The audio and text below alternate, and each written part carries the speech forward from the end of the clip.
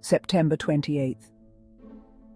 The Pilis forest in Hungary lay silent on that autumn afternoon. Golden and reddish leaves carpeted the ground, creating a royal tableau. Among the ancient trees, a group of hunters moved cautiously. At their head was a woman of proud beauty, dressed in fine garments embroidered with gold thread, holding the reins of her horse. This was Gertrude of Morania, Queen Consort of Hungary, wife of King Andrew II and regent during his absence. Proud of her Germanic lineage, she secretly despised the Hungarian nobles accompanying her, rough men she considered inferior to her Bavarian relatives. What the queen didn't know was that, hidden among the trees, eyes watched her with hatred. Swords were silently unsheathed.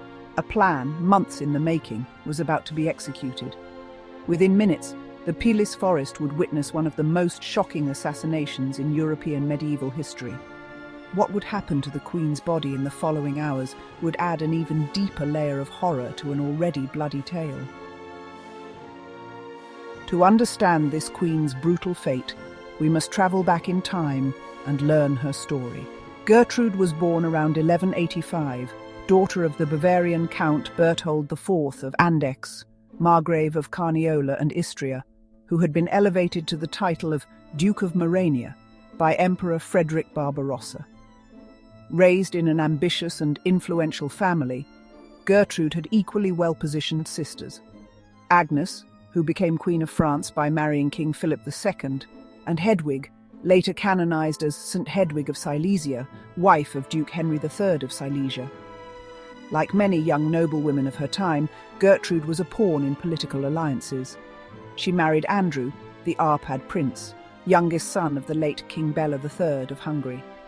But this marriage entangled Andrew in conflicts over the German throne, aligning him with his father-in-law in supporting Duke Philip of Swabia, while Andrew's older brother, King Emmerich of Hungary, supported King Otto IV of Germany. Andrew and Gertrude's path to the Hungarian throne was far from smooth, however. In 1197, Andrew rebelled against his brother Emmerich, attempting to usurp the throne. The rebellion failed, and Andrew was imprisoned. Gertrude then had to seek refuge at her father's house. The couple's fortune would change rapidly. In 1204, King Emmerich died, leaving his young son Ladislaus III as heir. The following year, the young king also met a sudden death.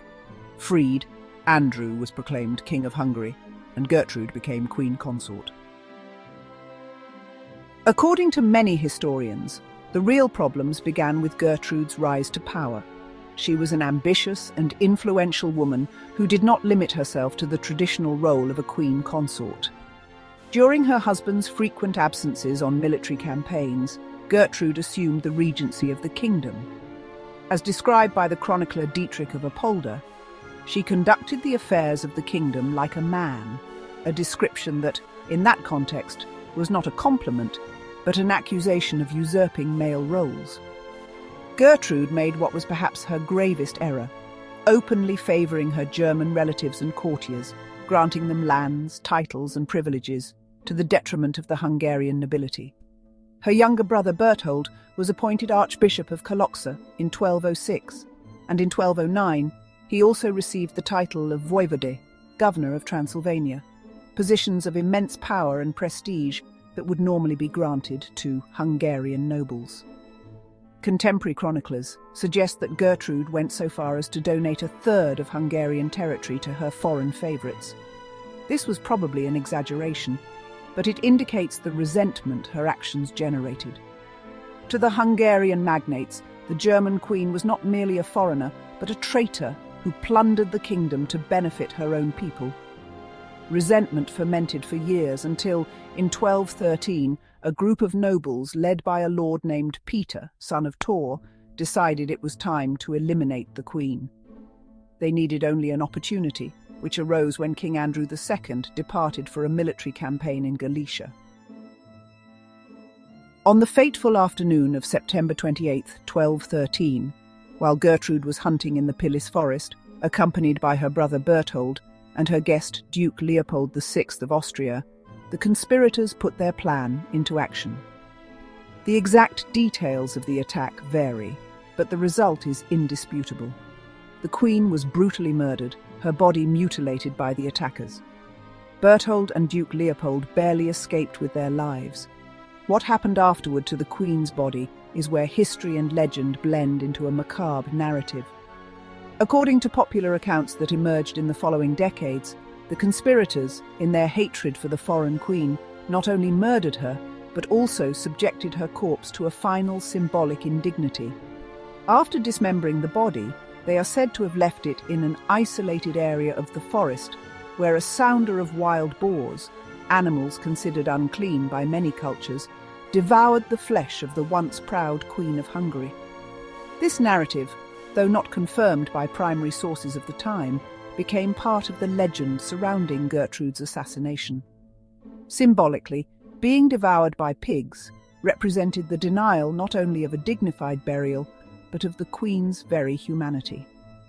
In a medieval Christian society, where the preservation of the body for resurrection was considered important, this alleged fate added a spiritual dimension to earthly vengeance. Officially, however, records indicate that Gertrude was buried in the Cistercian Abbey of Pilis, near the site of her assassination. If any desecration of her body occurred before the official burial, it was not documented by contemporary chroniclers, possibly to avoid further provoking King Andrew II's wrath upon his return from campaign.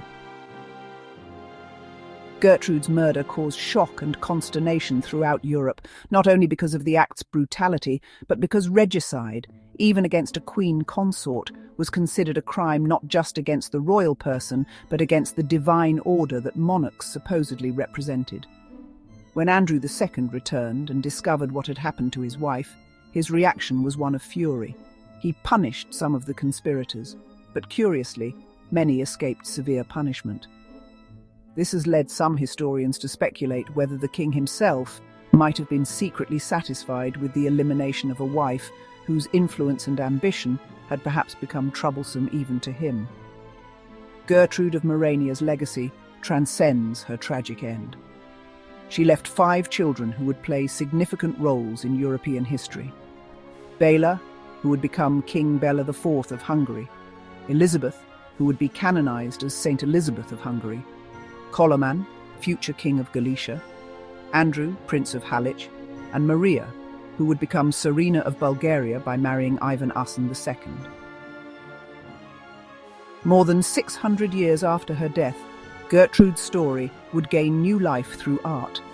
In 1819, Hungarian playwright József Katona wrote Bank Ban, a play loosely based on the Queen's assassination. In the work, which would become a fundamental part of the Hungarian literary canon, Gertrude, called Gertrudis, is portrayed as a tyrannical regent who exploits the Hungarian people, living in luxury while the natives suffer.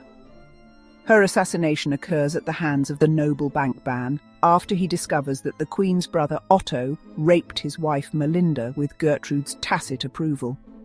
What we know with certainty is that Gertrude of Morania paid a terrible price for her ethnic favoritism and political ambition in an era when women were expected to remain in the background of power.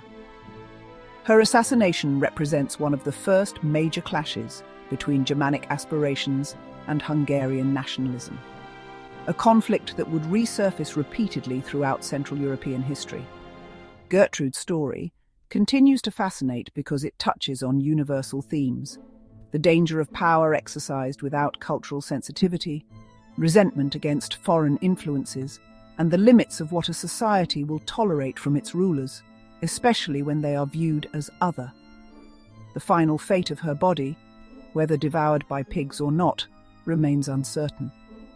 But what is certain is that the assassination of Gertrude of Morania on September 28, 1213, in the Pilis forest, was a pivotal moment in Hungarian history, a crime so shocking that centuries later it still resonates in our collective imagination. Perhaps the most disturbing aspect of this story is not the assassination itself, but the ease with which a person, even a queen, can be dehumanized when viewed as a threat to the status quo. The transformation of Gertrude from a woman of flesh and blood into a symbol of foreign oppression, deserving not only of death but of final degradation, reflects a pattern that has unfortunately repeated throughout human history, from antiquity to modern times.